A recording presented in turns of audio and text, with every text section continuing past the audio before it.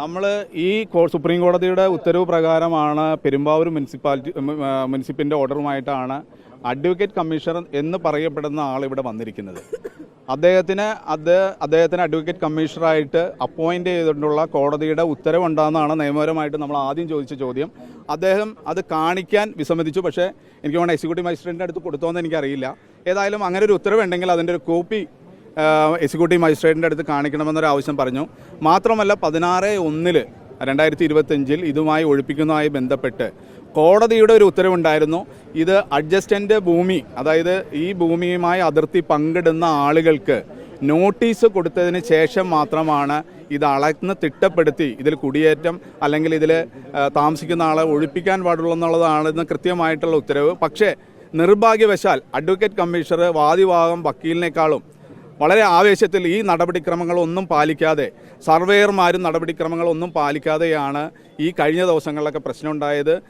സാധാരണക്കാരായ ആളുകളെ ഇതിൽ ഒത്തിരി ബുദ്ധിമുട്ടുണ്ടായത് നിങ്ങൾക്കറിയാം. പക്ഷേ ഇന്ന് നമ്മൾ ഉയർത്തിയത് നിയമപരമായിട്ടുള്ള ചില സംശയങ്ങളും പ്രൊസീജിയറിൻ്റെ കറക്റ്റ് ചെയ്യണമെന്നുള്ളൊരു ആവശ്യം മാത്രമാണ്. ആ നടപടിക്രമങ്ങൾ പാലിക്കാത്തത് കൊണ്ടായിരിക്കാം ഒരു പക്ഷേ ഇന്ന് അഡ്വക്കേറ്റ് കമ്മീഷനും ബാക്കിയുള്ള ആളുകളും പിൻവലിയേണ്ടി വന്നത്. തീർച്ചയായിട്ടും നടപടിക്രമങ്ങളുമായിട്ട് അവർ വരട്ടെ.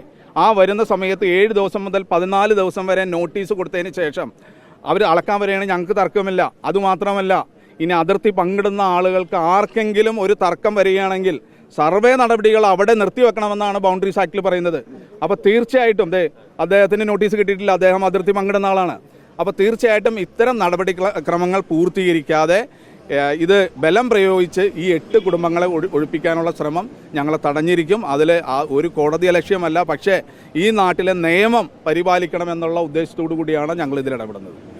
ഇപ്പോൾ അഡ്വക്കേറ്റ് കമ്മീഷൻ വിമർശിച്ചിട്ട് പോയത് ADM-നെയാണ്. ADM വേണ്ടതൊന്നും അഡ്വക്കേറ്റ് കമ്മീഷന് കോടതിയുടെ ഉദ്യോഗസ്ഥനാണ്, അല്ലാണ്ട് വാദിഭാഗം വക്കീലല്ല. അദ്ദേഹം നിഷ്പക്ഷനായി നിന്ന് നിയമം നടപ്പിലാക്കേണ്ട കോടതിയുടെ പ്രതിപുരുഷനായിട്ടാണ് വന്നത്.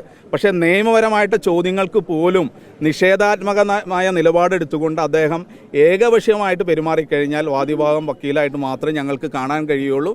അത്തരത്തിൽ തിരിച്ചും ഞങ്ങളുടെ ഭാഗത്തുനിന്ന് യാതൊരു ഒരു ബഹുമാനം ഞങ്ങൾക്ക് കൊടുക്കാൻ ഞങ്ങൾക്ക് കഴിയില്ല.